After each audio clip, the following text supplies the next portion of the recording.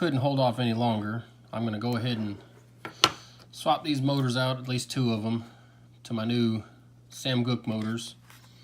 I'm going to pull all these motors and ESCs off. This ESC is staying. This is what I'm actually switching over to. This is a DYS XSD 30 amp V2 is what this one is, and this is what I'll be switching over to. So I'm going to get this little protective ESC cover off of here, get it out of the way. It's one thing I love about DYS is they send these with them, so I don't have to tape anything down like I did the other ones. But so I'm gonna pull this motor. I'm pulling all the motors. This ESC is bad, so I'm gonna work my way around and take it apart. I'm gonna take the oh man, the receiver out. I'm gonna swap it over for my FR Sky, the R-xsr. So, and just go from there. Yeah. So let me get a pair of pliers out. I'll grab these motor wires as I work with them. Alrighty. So without further ado, let's get into working on this sucker. Sorry, I'm kind of, everything's discombobulated. I'm trying to find my, I know I got my solder somewhere in here. I thought I did.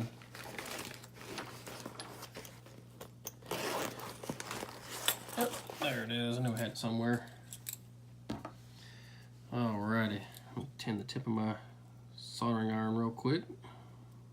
Get it all squared away and situated. Alrighty.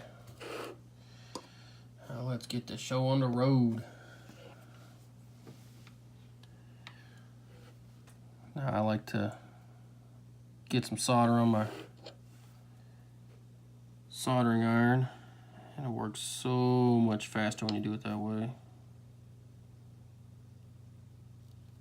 Let's pop them right off. There's one. Now that's probably going to be the only one I'm going to be able to get off, because the rest of them I'm actually going to pull off of the flight controller itself, because when I put the new motors in, I'll probably redo, well, I'll just take them from right there, why not? These are going to wind up going in. I have an H-King Color, Hobby King Color 250 frame that was my very first frame that I bought, but I never even used it. I went straight and decided to go with this frame. So I will, actually, you know what? I'll leave it just like that. I'm not worried about it. I've got extra wire everywhere. I will take and just put new on this sucker when I put it all together. Clean up these solder pads real quick. Alright. And I'll wind up taking off this motor real fast. Well, you know what? I'll just take the whole top plate off real quick. Doesn't take me long to get that sucker off of there. Get it out of the way. I can show you all the guts of this thing. Now, this is my very first build that I ever did, and it's slowly, I've been piecing it together and doing things to it, and it's kind of my go-to now for everything that I do. This is my learning quad, as I call it. Alright, that's all loose. These just pop out. I have to try something different because I got my battery wires connected to the whole top plate now. So we will see what I can do. Oh, that'll work somewhat. That should work a little bit. Alright, let's bust out. Let's see, it's gonna be too small.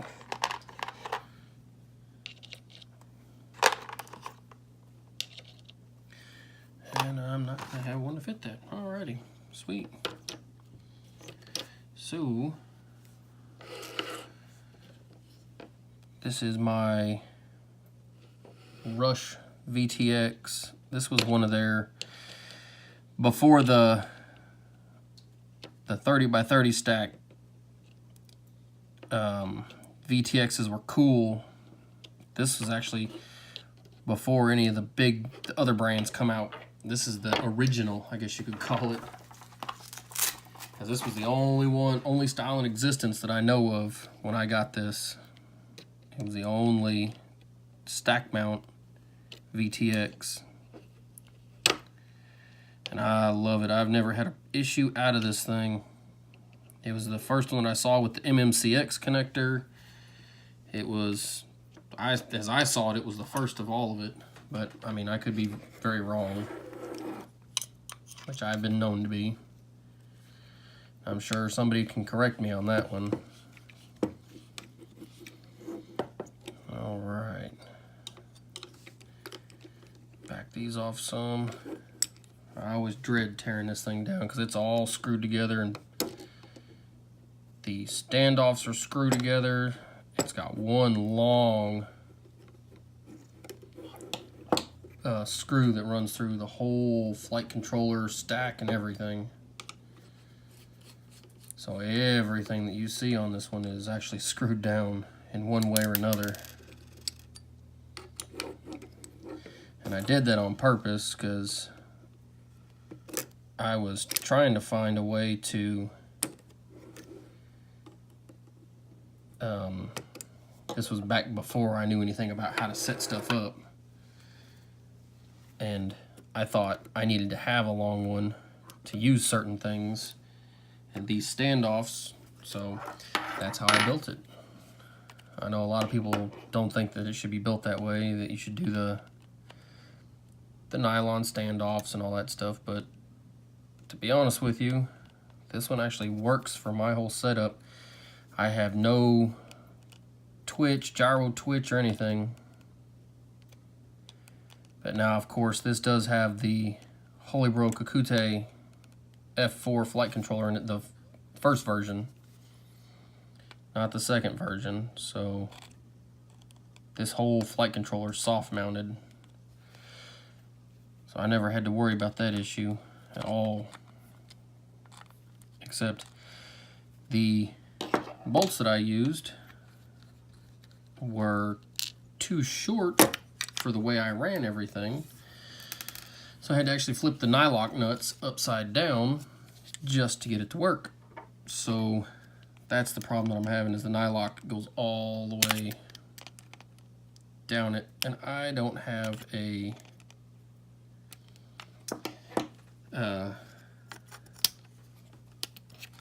wrench that's big enough for these, or small enough. Got a whole bunch of other ones, but not one that fits this, unfortunately. I wish I did. It'd make it so much easier.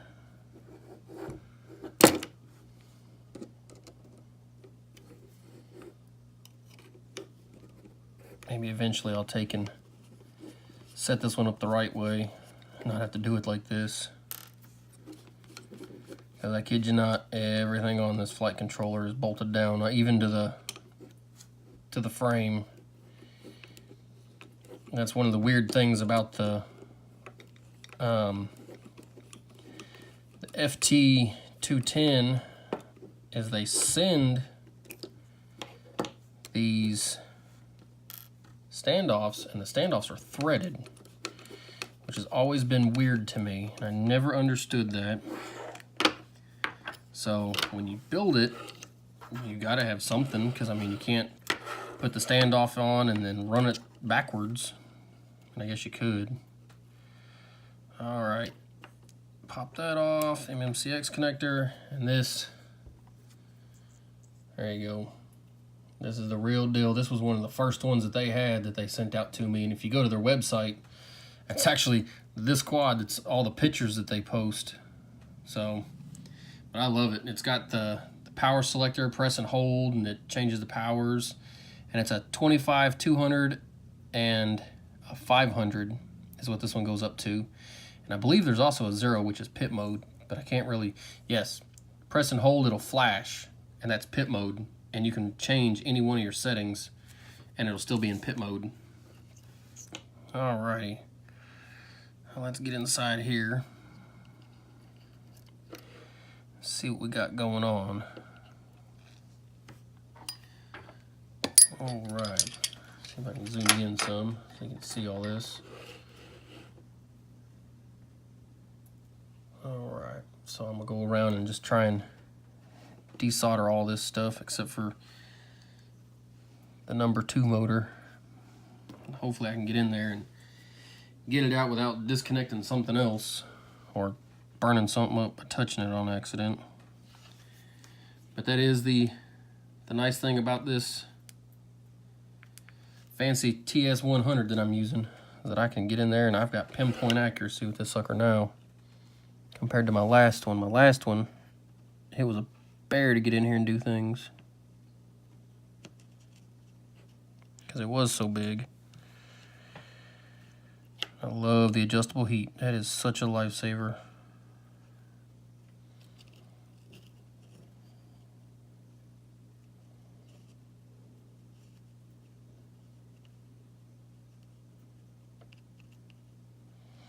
Come on now.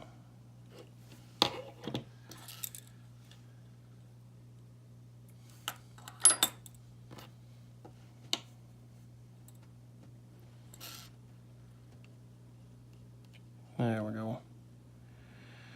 Just need a little bit of solder on it.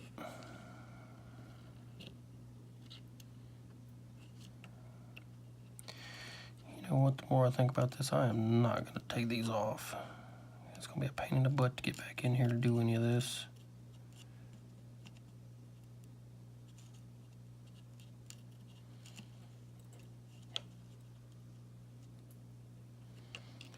Put that back down. I'm not going to take those off. I don't feel like reopening everything back up. But I am going to have to take these off the more I look at it, because that's the only way I'm going to get down to my receiver. I do have to take these off. Now this is a regular, the receiver that's in this is a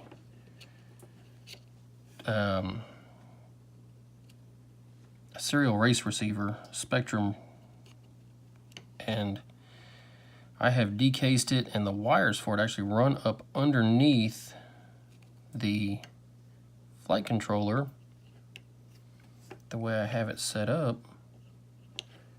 And it's pretty neat how I did it, because with it being decased, I was able to fit everything right there underneath everything.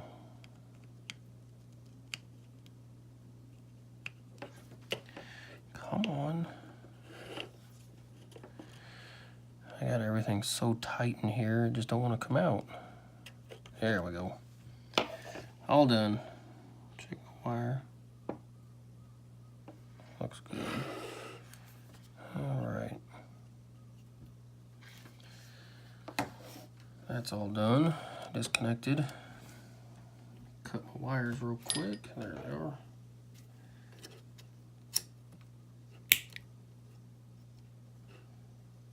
Hoping I'd have to do this, but to get it in there, I gotta get it out.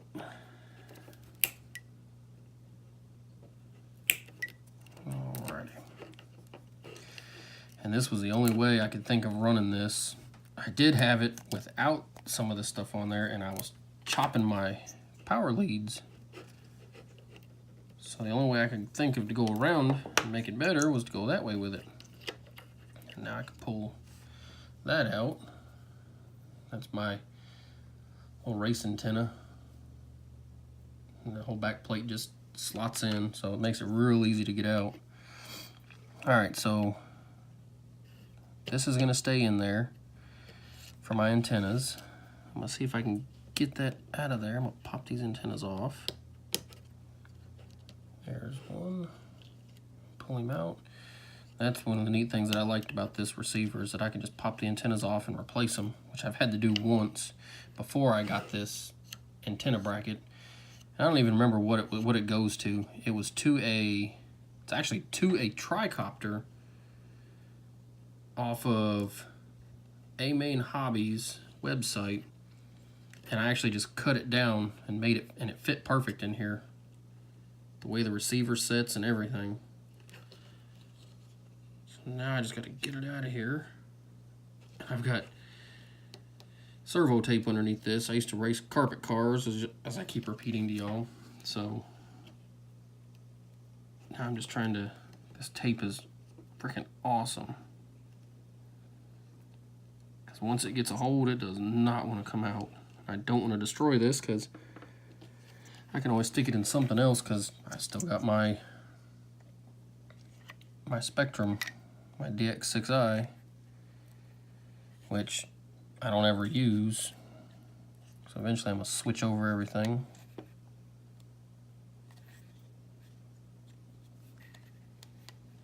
To FR-xsr, or FreeSky, or whatever y'all want to pronounce it. There we go. I hear it peeling. It's coming. Arrgh. I was afraid I'm going to break this stuff. But it is pretty robust, so shouldn't have any issue with it. Slowly coming out of there. Get out. There we go. And just like that, that's actually the sticky tape from the when it was cased. That's the sticky tape they used to hold it down inside the case. And I'll get my R-xsr so you can see the size difference on them.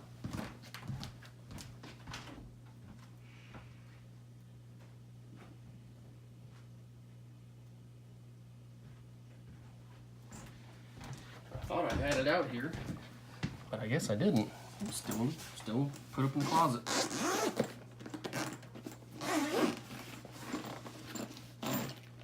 I know, I apologize. It's gonna be a really long video again, probably. But if y'all like this stuff as much as I do, I usually watch these kind of videos to the end. Alright, now I always thought that the Spektrum serial race receiver was small. Let me snap these antennae back on so you can see what I'm talking about here.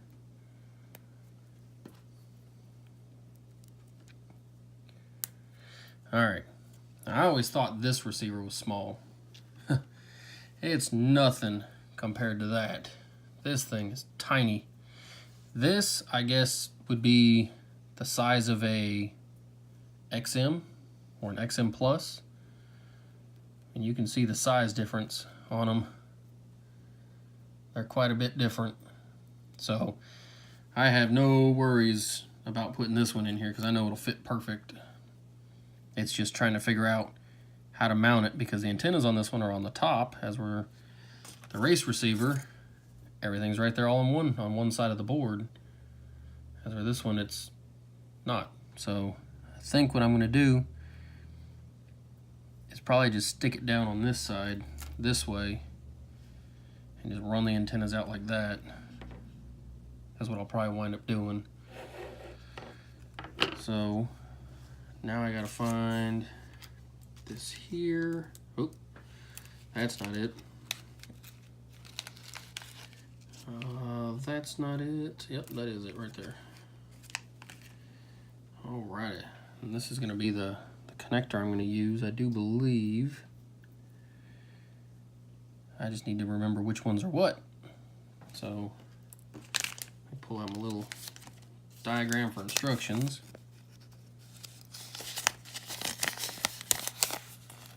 And we shall see. We want ground 5-volt S port, because I'm going to put S port on this now. And then I want, is it the in or the out?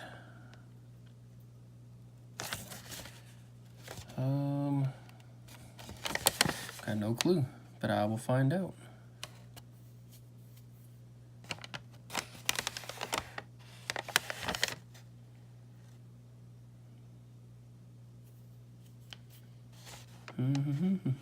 Let's see. I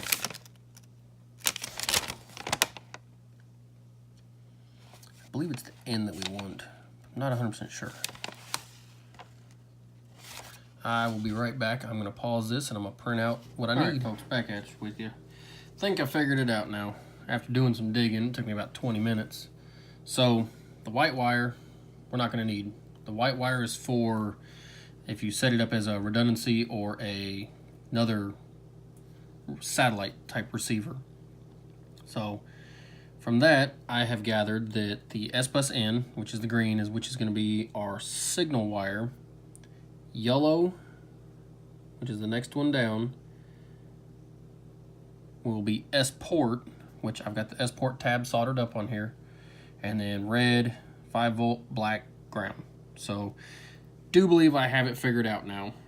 So we'll get in here and start soldering this up real quick. Had a little solder in my soldering iron. We'll get this show on the road. And I apologize for the not being completely prepared for this kind of stuff, but this S-bus, S-port, the whole FR Sky thing, it's all new to me. So, and this end is very, very pain in my butt. It does not want to take solder that well. It is right next to these standoffs, and it acts like a giant heat sink. So I'm having to heat it and stick it on there and get it to stick, kind of thing. Well, if I can get it on there now. Oh, that's good. Just bridge it, why don't you?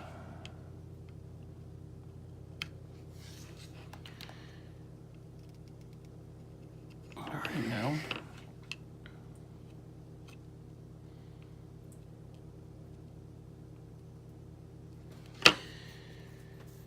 Alright, I'll have to come right back to you once I get this thing set up. Alright, let me take a moment and pause this video right here real quick. And I had a viewer request on how to do this. How to remove the wires from the header. And it's actually quite easy. But for someone that's never done it before, like I learned this going through YouTube, I found something that had it on there. But what you're going to want is an X-Acto knife is what I use. Any sharp object that's small you can use. And what you're going to do is if you look right down on here, if I can get the camera to focus and get some light, you can see that each one of these little pins is individual. And they're just held in with like tension almost. They're almost like a barbed in. And all you're going to do is you're going to get under it and lift. And once you get it to where it'll lift, I don't know if you're going to be able to see this. Once you get it to where it'll lift like that, you can see that it's up. You just want to pull just slightly and it'll come right out. Now if it doesn't, don't tug on it because you don't want to rip the wires. So what you'll do is you'll just twist the little piece up a little bit further and it just comes right out. And that does it to where if you cut the wire, you'll have bare end sticking out. Even if you cut it really close down here and cut it off with a pair of snips, you'll still have a bare wire there. This here will actually remove the whole wire out of the loom itself. And if you want it back in, you can push it down a little bit to where it'll reseat. Take your little piece again, your little wire, and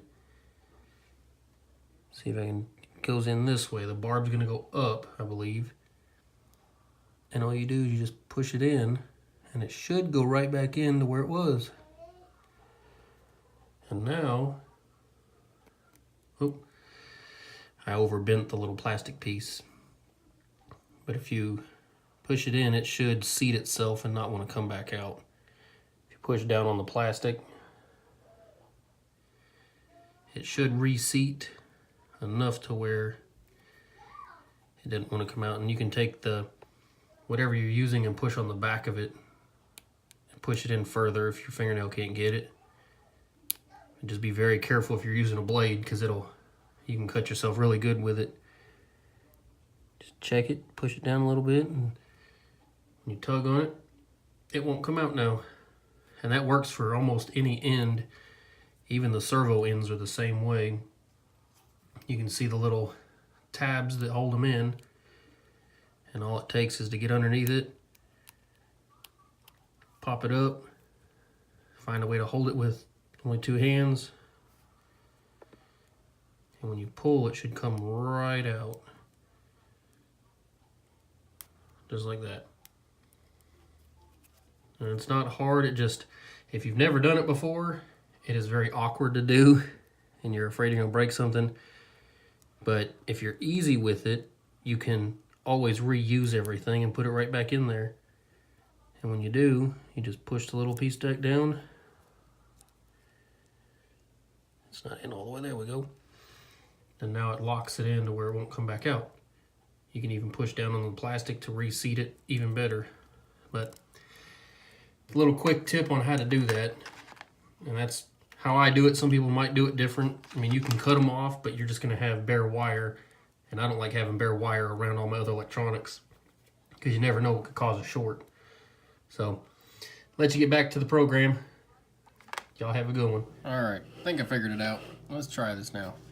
So, for some reason, my ground pad for the receiver is really weird, and it's not letting it take solder, and it's acting really weird. And I don't have any flux or anything like that, and this is flux core wire that I use anyway, and it still wasn't, for some reason, wasn't working.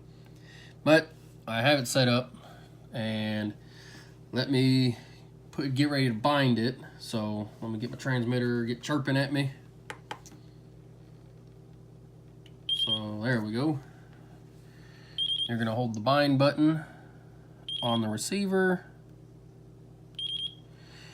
and have about 20 hands to do all this stuff at once. All right, green light's lit, red light's flashing. Let go, enter bind, exit bind on the radio, disconnect, reconnect, and we have green light. So we should be good as far as I know. I'll probably have to check. Telemetry lost, telemetry recovered. Well, I guess it's working because I got telemetry. Holy smokes. So the next thing we're gonna do is on here, we're gonna go into and set a failsafe, and we're gonna set it to no pulses because I just wanted to drop out of the sky. All right. Engines armed, telemetry lost. Oh yeah, that was the right switch. Telemetry recovered. So it works. Holy cow. And from here we'll exit out and go back.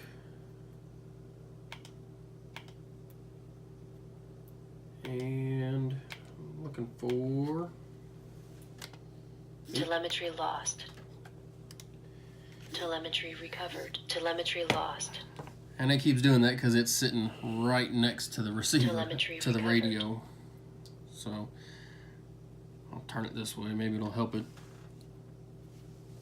All right, I finally got it. So it took way longer than what it should have. As you can see, it's now installed. Antenna wires go right into the tubes and go right out where they're supposed to. Everything's wired up and hidden back underneath there like I had the other receiver. So now I can go ahead and do what I was originally doing with this, and that's start taking the old motors off. Alright, this ESC is no good, so I can go ahead and discard that thing finally. I think this motor's bad also on this one, but I'm not 100% sure. So I'll slowly go around and start taking parts off of this now, getting things out of the way. I've got to say, so far this is my favorite go-to camera. It's a Runcam Swift Inactivity alarm. Rotoride edition. Oh, shut it. Go to sleep. Alright. Now, back to what we were doing before your originally aired program was interrupted. So, this one I'm taking the ESC off of. And I should have went the other way with it. But, oh well. This ESC is garbage anyway. So, seeing as how I'm a lefty with a soldering iron, I should start left and go right. That way, makes it a little bit easier taking things off.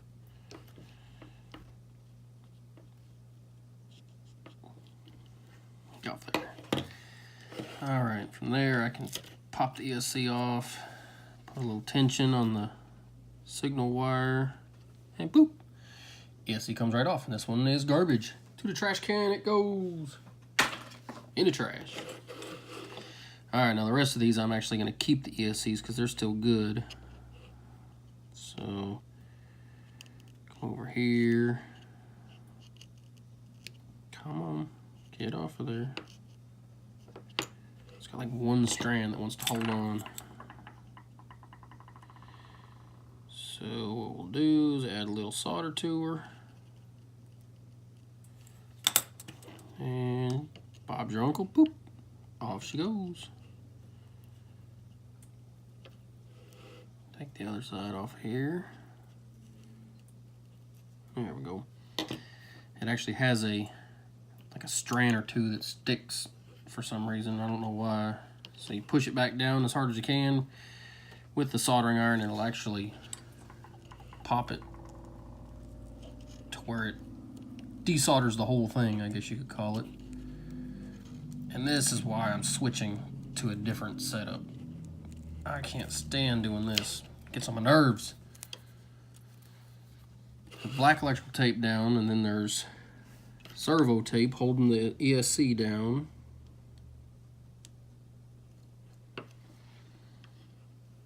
Trying to do this thing blind. Doing it upside down, trying to get it. There we go. That one's out. I'm right around to the other side, and I'll zoom you in so y'all can watch this one a little bit closer, I guess. Make it a little bit easier for you to see. So, let her heat up, pull her off. Get out of my way. I had a little solder to this one because looks like a crappy joint.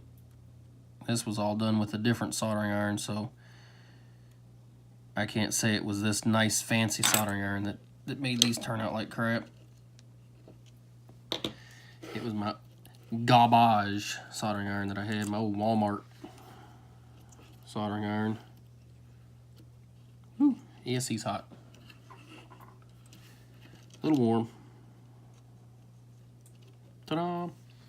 And just like that, they're all desoldered. Alrighty. Now to come back in here and make it look pretty again.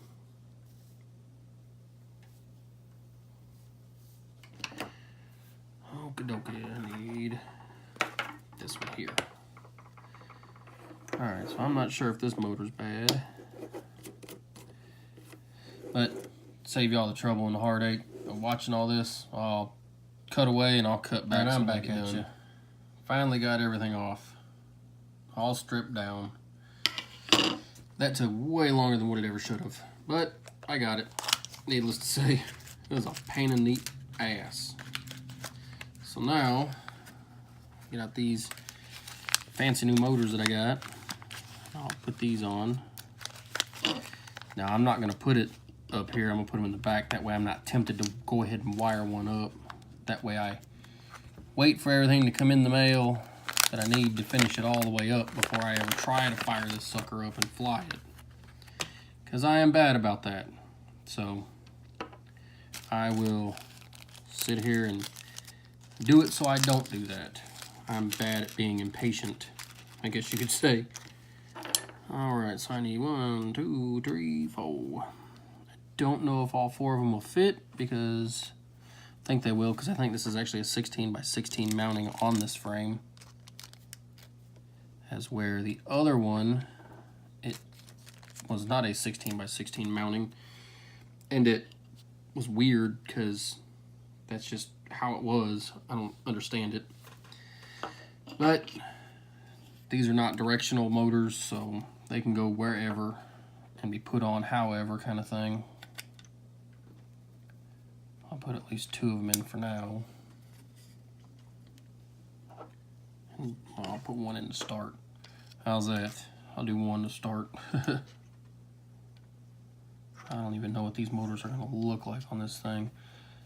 I do know that the majority of the color that's on this is yellow. So I might wind up switching out yellow to blue and go that route.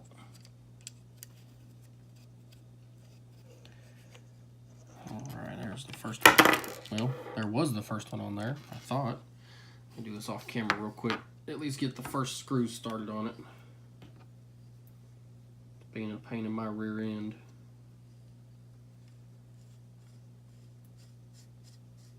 I love these naked bottoms so I can see how far these screws actually go up inside here. Makes it so much nicer.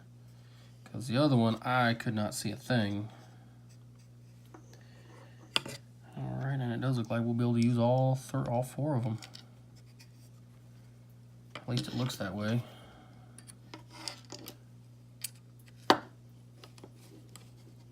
I know you don't need to, but better safe than sorry kind of thing, I guess, is how I always look at it. So, and I'm not going to Loctite these right now, and I usually don't Loctite them. I usually check them. When I took the other ones off, none of them were loose, so 4 of them on there is better than 3 of them on there and Loctiting them all.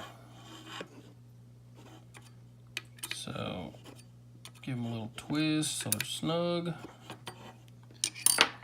And none of them protrude up in there. They're actually recessed. They're almost not even long enough, but they work. So, there you go. One of them's mounted up. And to give you guys an idea on how long the wire is, if you have a 4-in-1, yeah. This is a 215 or 210. This is a 210 millimeter wheelbase, so you figure I can almost stretch it all the way over to the other ESC on the other side. So you've got more than enough wiring to get that sucker hooked up and going. And with this frame, it's a freestyle frame. It's not a stretch X, it's a true X. So, and it's actually very robust. I mean, you can see how much it overhangs the motor itself to protect it. And it's very thick armed. I mean, this thing is, I've beat it up, ran it into the ground, of course you can see. And I've not had any issues out of this sucker. I've not cracked it yet, knock on wood, so. But yeah, it's coming along great. This is gonna be an awesome little ripper. This is my learning quad, I guess you could call it, because this is the only one I've owned, and I'm slowly figuring out how to fly this thing and all that good jazz. But get this other motor out of here and we'll get it put on. There it is. Put that over there. And I was told these nuts on these motors, because they are cheaper motors, that they don't actually, they're all different sizes. And I was told that the nylock that's inside of them actually pushes out when you tighten them down, but I mean, for what these things are, man, they're nice. So, let me get the other one put on real quick. Get it going. And I can tell you right now that this video will probably be posted and uploaded, and then I'll do like a series type thing of building it up and all that. That way, if anybody wants to follow along with it, they can, by all means, follow along. So, let me get another one of these out of here without dropping all these C-clips out. Get out of the bag.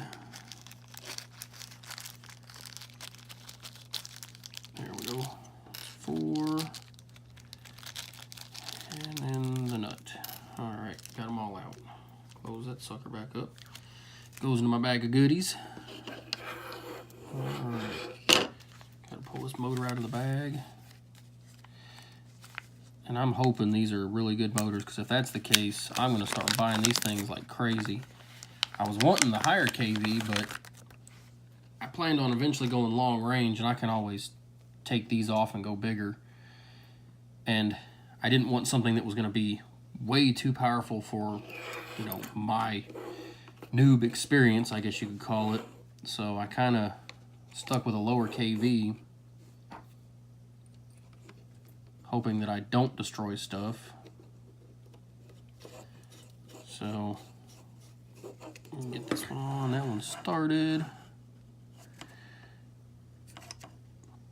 Oh, gotta back that one back off, too tight. There we go. And I did see that when you do these, you have to line them up. Like, don't tighten it all the way down, just get it snug until you get at least one across from it going. And then you can tighten around, you can feel it pull tight. Then I'll drop the other screws in. Get them where they go and run them home. Because then they line up and you can pull everything in with it.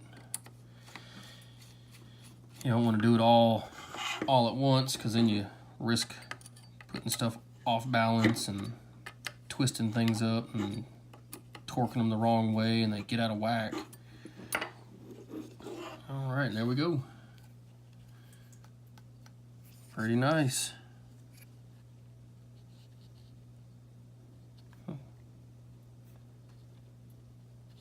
Feels good.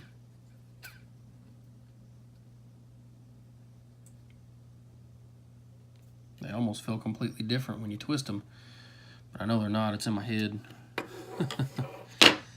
So there we go. Back's done. Now I just need to get 2 more, then I can do the front. And then when the front's done, ESCs.